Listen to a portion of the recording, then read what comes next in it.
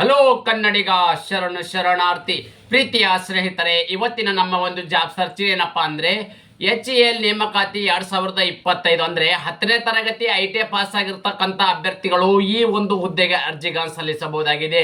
ಇವೆಲ್ಲವೂ ಕೂಡ ಕೇಂದ್ರ ಸರ್ಕಾರದ ಅಂಡರ್ಟೇಕಿಂಗ್ ಹುದ್ದೆಗಳಾಗಿದ್ದು ಈ ಎಲ್ಲ ಹುದ್ದೆಗಳು ಟೆಕ್ನಿಷಿಯನ್ ಹುದ್ದೆಗಳಾಗಿದ್ದಾವೆ. ಅಂದ್ರೆ ITI ಹೋಲ್ಡರ್ಗೆ ಸಂಬಂಧಪಟ್ಟ ಹುದ್ದೆಗಳಾಗಿದ್ದು 156 ಹುದ್ದೆಗಳ ಅರ್ಜಿಗಳನ್ನು ಆಹ್ವಾನಿಸಲಾಗಿದೆ.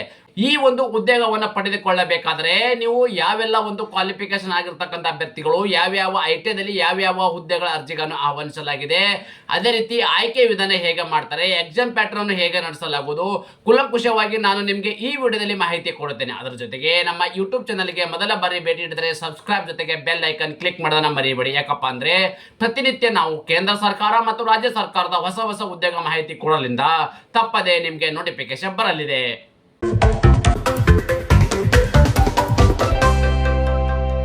ಈಗ ನಾವು ಫುಲ್ ಆಗಿ ಒಂದು ನೋಟಿಫಿಕೇಶನ್ ಬಗ್ಗೆ ಮಾಹಿತಿ ನೋಡ್ತಾ ಹೋಗೋಣ ಬನ್ನಿ. ಮೊದಲನೇದಾಗಿ ಏನಪ್ಪಾ ಅಂದ್ರೆ HAL India vacancy 2025 notification. HAL ಅಪ್ಪ ಅಂದ್ರೆ ಹಿಂದೂಸ್ತಾನ್ ಏರೋನಾಟಿಕ್ ಲಿಮಿಟೆಡ್ ಇರ್ತಕ್ಕಂಥ ಒಂದು ಇಲಾಖೆ ಅಂತ ಅಂದ್ರೆ ಈ ಒಂದು ಗೌರ್ಮೆಂಟ್ ಆಫ್ ಇಂಡಿಯಾದ ಒಂದು ಅಂದ್ರೆ ಗೌರ್ಮೆಂಟ್ ಆಫ್ ಅಂಡರ್ಟೇಕಿಂಗ್ ಇರ್ತಕ್ಕಂಥ ಒಂದು ಸಂಸ್ಥೆಯಿಂದ ಹುದ್ದೆಗಳ ಅರ್ಜಿಗಳನ್ನು ಆಹ್ವಾನಿಸಲಾಗಿದೆ. ತಾವುಗಳು ಇಲ್ಲಿ ಗಮನಿಸ್ತಾ ಇದ್ರಿ, ಹಿಂದೂಸ್ತಾನ್ ಏರೋನಾಟಿಕ್ಸ್ ಲಿಮಿಟೆಡ್ HAL ಇಂದ ಕಲ್ಪ ಮಾಡಿರ್ತಕ್ಕಂಥದ್ದು. ಹಾಗಾದ್ರೆ ಹುದ್ದೆಗಳ ಸಂಖ್ಯೆ ಎಷ್ಟಪ್ಪ ಅಂದ್ರೆ 156 ಹುದ್ದೆಗಳ ಅರ್ಜಿಗಳನ್ನು ಆಹ್ವಾನಿಸಲಾಗಿದೆ. ಅದೇ ರೀತಿ ಈ ಆಯ್ಕೆಯಾಗಿರ್ತಕ್ಕಂಥ ಅಭ್ಯರ್ಥಿಗಳ ಒಂದು ಎಲ್ಲಪ್ಪ ಒಂದು ಕೆಲಸ ನಿರ್ವಹಿಸಬೇಕಪ್ಪ ಅಂತಂದ್ರೆ ಇದು ಕರ್ನಾಟಕದಲ್ಲಿ ಇರ್ತಕ್ಕಂಥ ಹುದ್ದೆಗಳಾಗಿರೋದಿಲ್ಲ. ಅಮೇಠಿ, ಲಕ್ನೋ ಮತ್ತು ಉತ್ತರ ಪ್ರದೇಶದಲ್ಲಿ ಇರ್ತಕ್ಕಂಥ ಒಂದು HAL ಯೂನಿಟ್ ಅಲ್ಲಿ ಕಾಲ್ಫಾರ್ಮ್ ಮಾಡಿದ್ದಾರೆ. ಯಾವೆಲ್ಲ ಒಂದು ಹುದ್ದೆಗಳು ಕರೆದಿದ್ದಾರಪ್ಪ ಅಂದ್ರೆ ಆಪರೇಟರ್ ಇರ್ತಕ್ಕಂಥ ಹುದ್ದೆಗಳ ಅರ್ಜಿಗಳನ್ನು ಆಹ್ವಾನಿಸಲಾಗಿದೆ.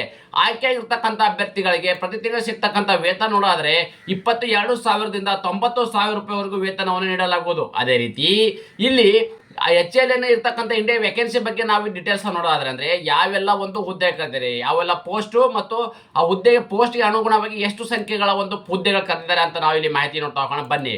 ಮೊದಲದಾಗಿ ನಾವಿಲ್ಲಿ ಆಪರೇಟರ್ ಎಲೆಕ್ಟ್ರಾನಿಕ್ಸ್ಗೆ 7 ಹುದ್ದೆಗಳು ಇರ್ತಕ್ಕಂಥದ್ದು, ಆಪರೇಟರ್ ಫಿಟ್ಟಿಂಗಿಗೆ 115 ಹುದ್ದೆಗಳು, ಆಪರೇಟರ್ ಗ್ರೈಂಡಿಂಗ್ ಇರ್ತಕ್ಕಂಥ 4 ಹುದ್ದೆಗಳು, ಆಪರೇಟರ್ ಮತ್ತು ಇನ್ಸ್ಟ್ರೂಮೆಂಟ್ ಮತ್ತು ಮೆಕ್ಯಾನಿಕ್ ಇನ್ಸ್ಟ್ರೂಮೆಂಟ್ಗೆ ಇರ್ತಕ್ಕಂಥದ್ದು ಎಷ್ಟು ಇಲ್ಲಿ 5 ಹುದ್ದೆಗಳ ಅರ್ಜಿಗಳನ್ನು ಆಹ್ವಾನಿಸಲಾಗಿದೆ.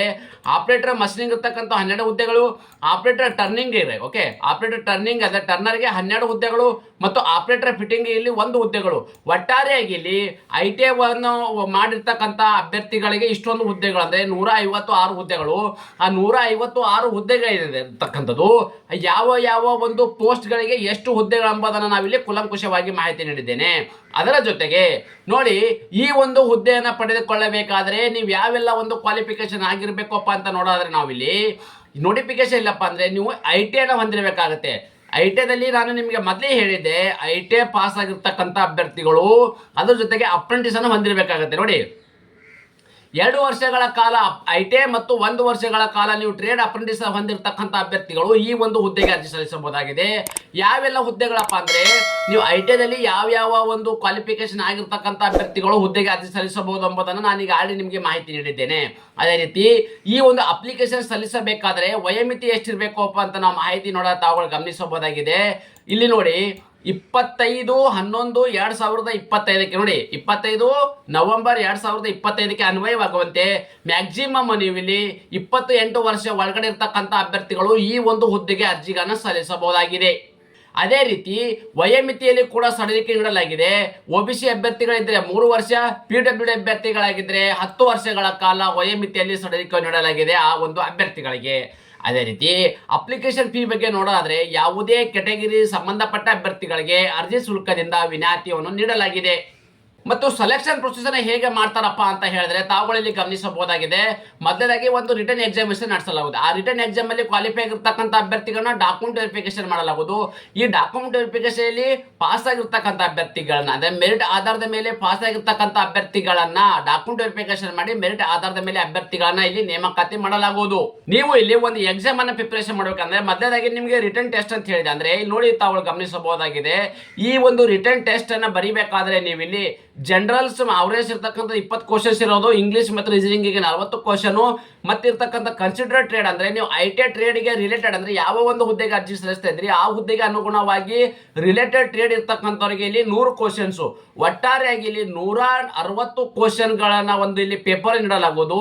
ಎಷ್ಟು ನಿಮ್ಗೆ ಇಲ್ಲಿ 2.5 ತಾಸು ನಿಮ್ಗೆ ಇಲ್ಲಿ ಎಕ್ಸಾಮ್ ಬರೆಯೋದಕ್ಕೆ ಅವಕಾಶವನ್ನು ನೀಡಲಾಗುವುದು.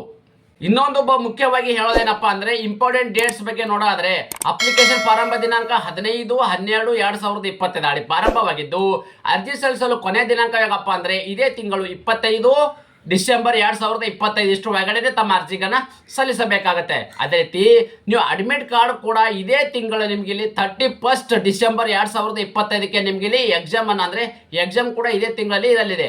ಅದೇ ರೀತಿ ಇಲ್ಲಿ ಇನ್ನೊಂದು ಗಮನಿಸಬೇಕಾಗಿರೋದು ಅಫಿಷಿಯಲ್ ವೆಬ್ಸೈಟ್ ಬಗ್ಗೆ ನಾನು ನಿಮ್ಗೆ ಆಲ್ರೆಡಿ ಮಾಹಿತಿ ಕೊಟ್ಟಿದ್ದೇನೆ. ಅಂದ್ರೆ ಈ ಒಂದು ಅಫಿಷಿಯಲ್ ವೆಬ್ಸೈಟ್ ನನ್ನ ಯೂಟ್ಯೂಬ್ ಡಿಸ್ಕ್ರಿಪ್ಷನ್ ಬಾಕ್ಸ್ ಅಲ್ಲಿ ಮತ್ತು ಟೆಲಿಗ್ರಾಮ್ ವಾಟ್ಸ್ಆಪ್ ಚಾನಲ್ ಅಲ್ಲಿ ಕೂಡ ಕೊಟ್ಟಿರ್ತೀನಿ. ಡೈರೆಕ್ಟ್ ಆಗಿ ನೀವು ಅದರ ಮೇಲೆ ಕ್ಲಿಕ್ ಮಾಡೋ ಮೂಲಕ ನೇರವಾಗಿ ಒಂದು ಅಪ್ಲಿಕೇಶನ್ ಓಪನ್ ಆಗುತ್ತೆ, ತಮ್ಮ ಅರ್ಜಿಗನ್ನ ಸಲ್ಲಿಸಬಹುದಾಗಿದೆ.